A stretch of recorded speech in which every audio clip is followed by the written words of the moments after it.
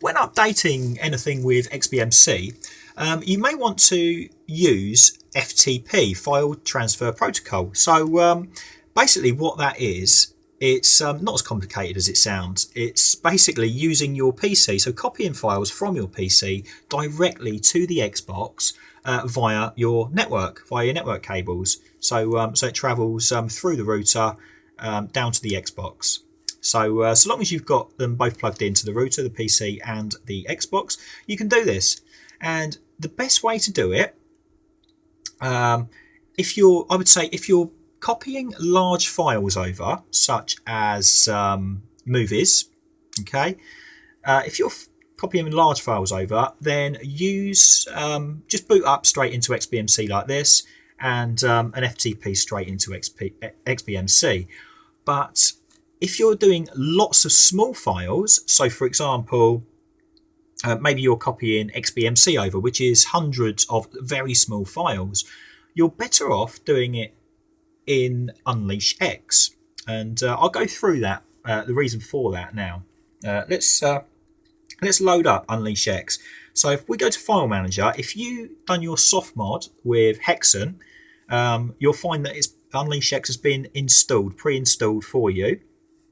If you didn't, if you've done it another way and you don't have UnleashX installed, just do a little Google search and you'll find it.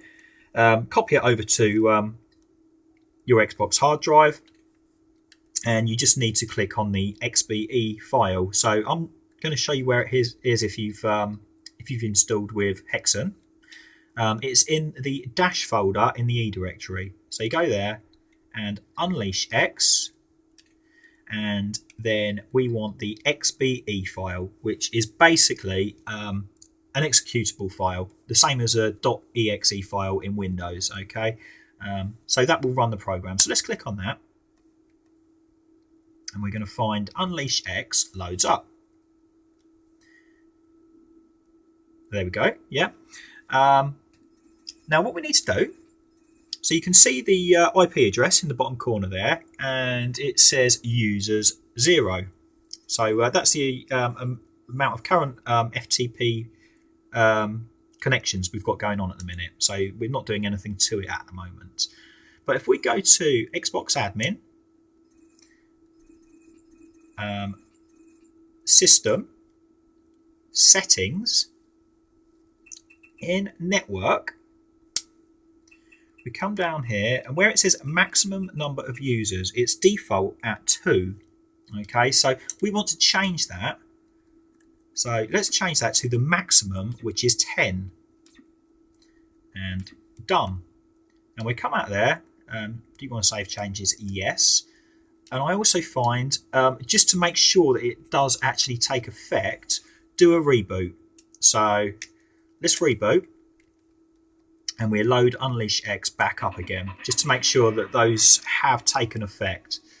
So it was in File Manager, it was in the E directory, dash UnleashX, and UnleashX.xbe.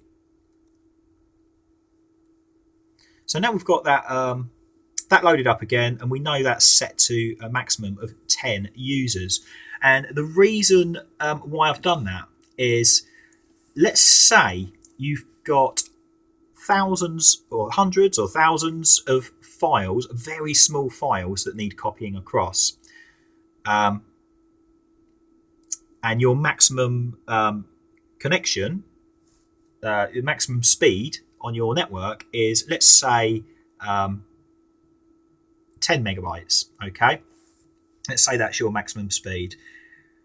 So we can send a maximum of 10 files at a time to the Xbox, but they're only small files, so it's just going to be bam, bam, bam, really, really quick. It's going to get through those. If we're sending one at a time, it has to requeue after each one.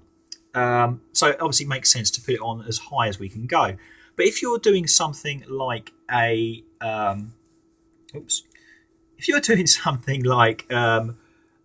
a movie, for example, a lot of movies, so let's say they're all 700 megabytes each, you only really want to do about 2 at a time, because as I say, you're going to get the maximum speed out of that. So let's say it's going 10 megabytes a second, for example. It's unlikely you're going to get those sort of speeds, but let's just say you're going 10 megabytes a second. If you're doing 2 films, they're transferring at 5 megabytes per second. If you had 10 going simultaneously, they'd only be going at 1 megabyte a second, and there's much more chance of something going wrong. If something goes wrong and you're only halfway through transferring them, it's a real pain, you know. So much easier if you just do 1 or 2 at a time. So that's why when copying movies, I do it within XBMC rather than UnleashX. Okay, I hope that makes sense, and let's go over to the computer now. In order to copy over to the Xbox, you're going to need a program called FileZilla. There are other options, but this is free and it's got a great proven track record. It's fantastic, so well worth getting. So just type in FileZilla client in Google and you'll find it the very first download. So let's click on that, and we want a download here. And hopefully that should download. I'll just click on the direct link, actually, that'd be quicker. There we go. So I just stick that on my desktop, and oh, looks like that's downloaded there. So let's install that. Well, I'm just going to pause that there now, because I'm sure you're all familiar with how to install an application into Windows. So what we need is we're going to need the latest version of XBMC for Xbox. So go to XBMC for Xbox.org.uk. Okay, and if you click on the forum, don't click on download. If you click on download, I'll just show you. I'll go in there. It actually says there binary builds are not available from here due to licensing issues. So don't download anything from there. Just go to the forum. Go to the... Oh, let's continue with this installation quick while that's going on.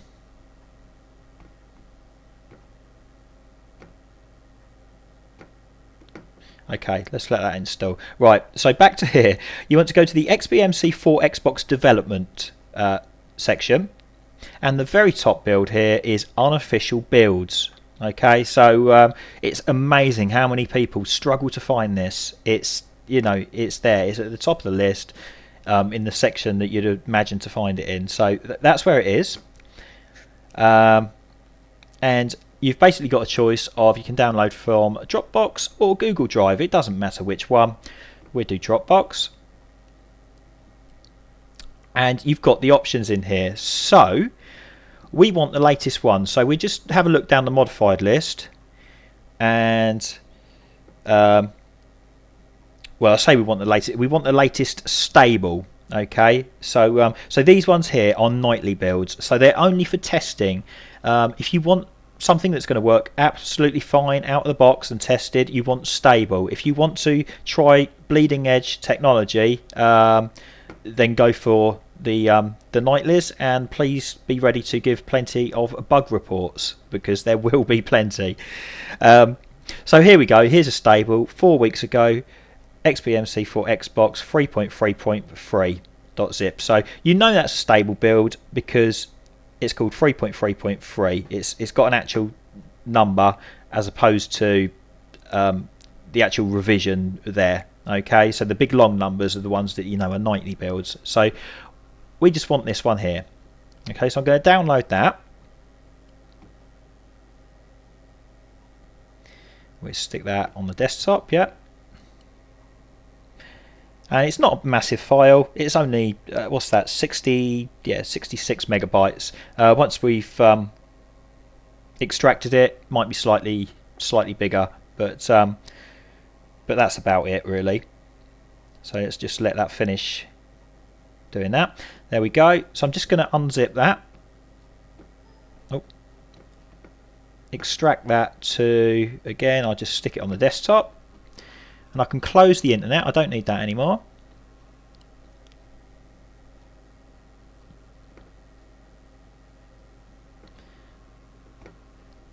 There we go, and I'll start FileZilla.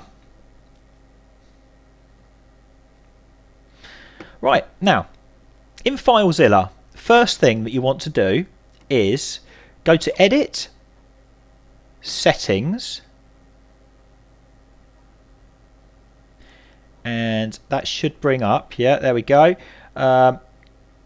We want to go to Transfers and change that from 2 to 9.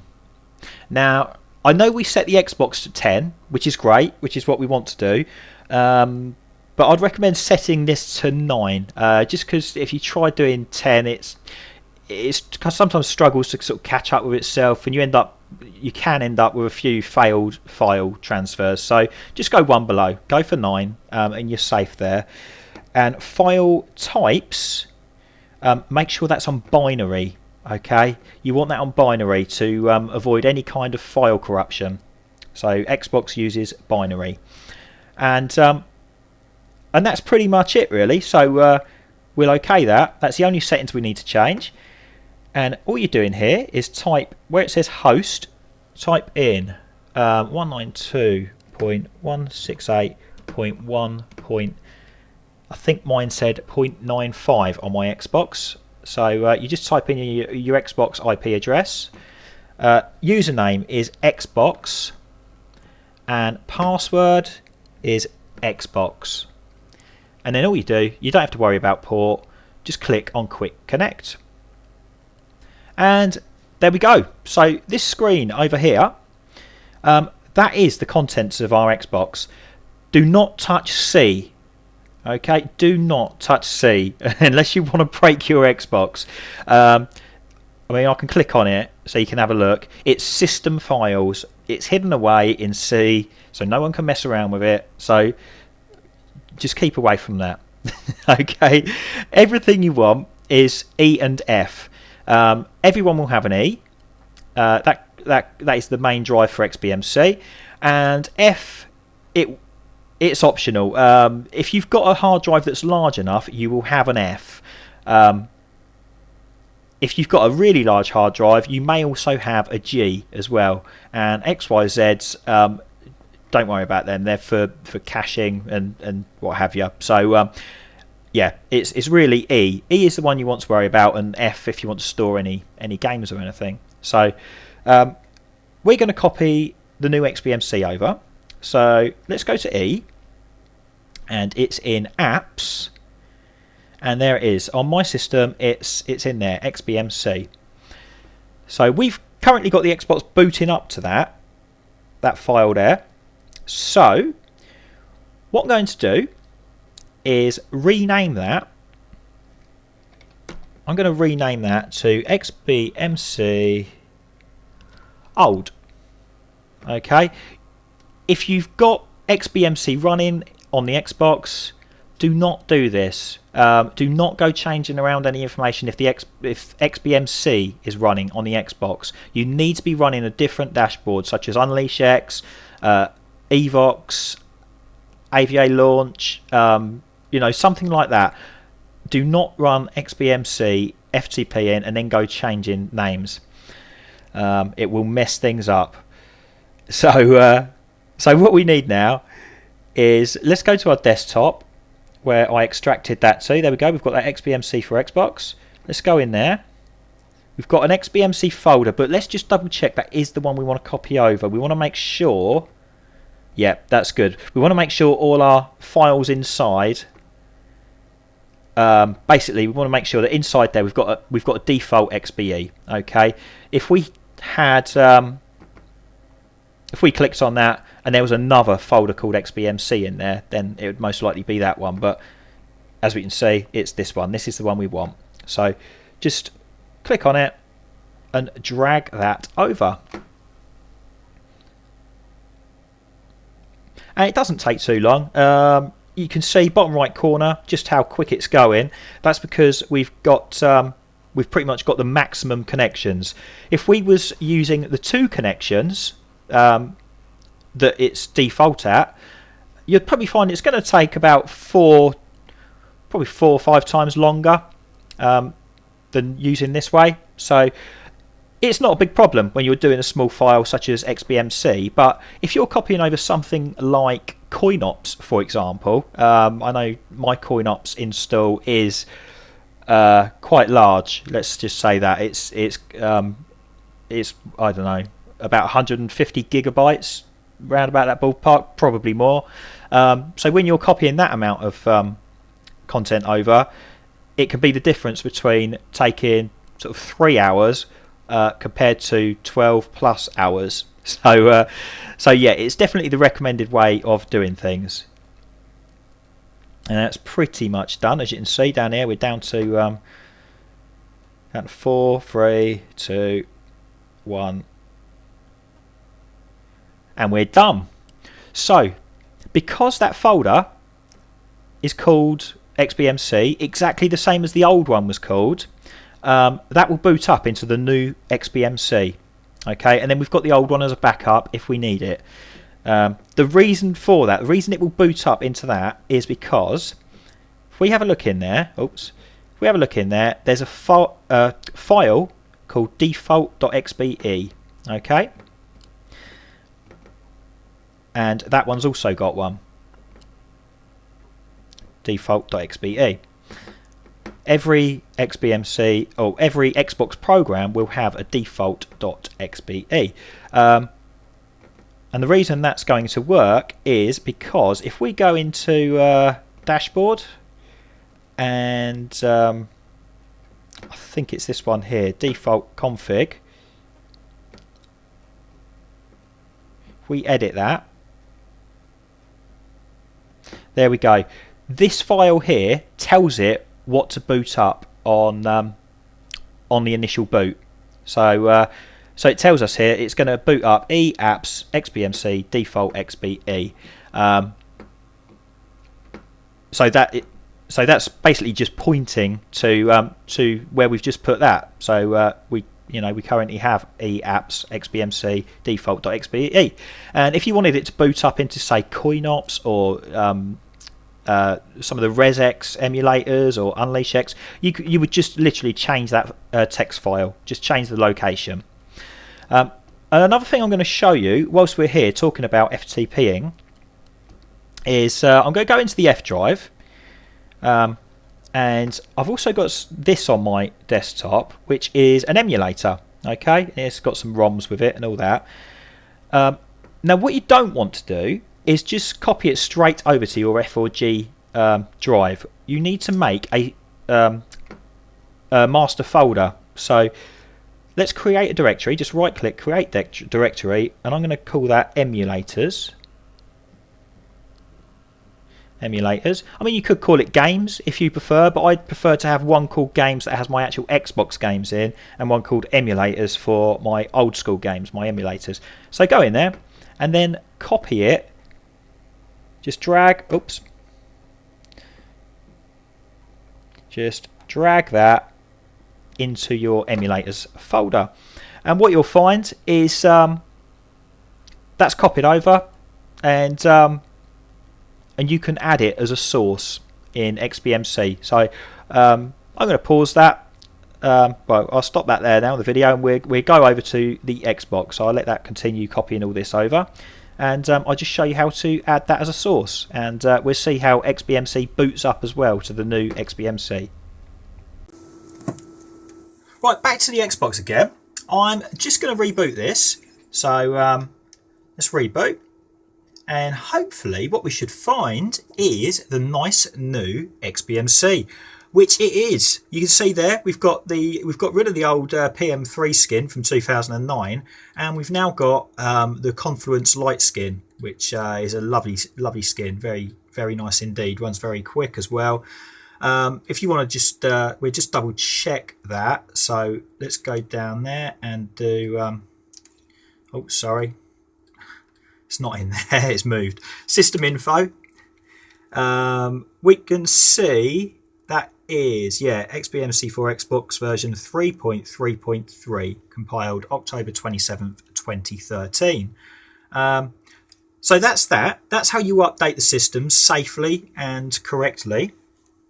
And we also copied over those emulators. So let me just show you how you go about adding them to the system. So go into Programs and add source, and then we want to browse.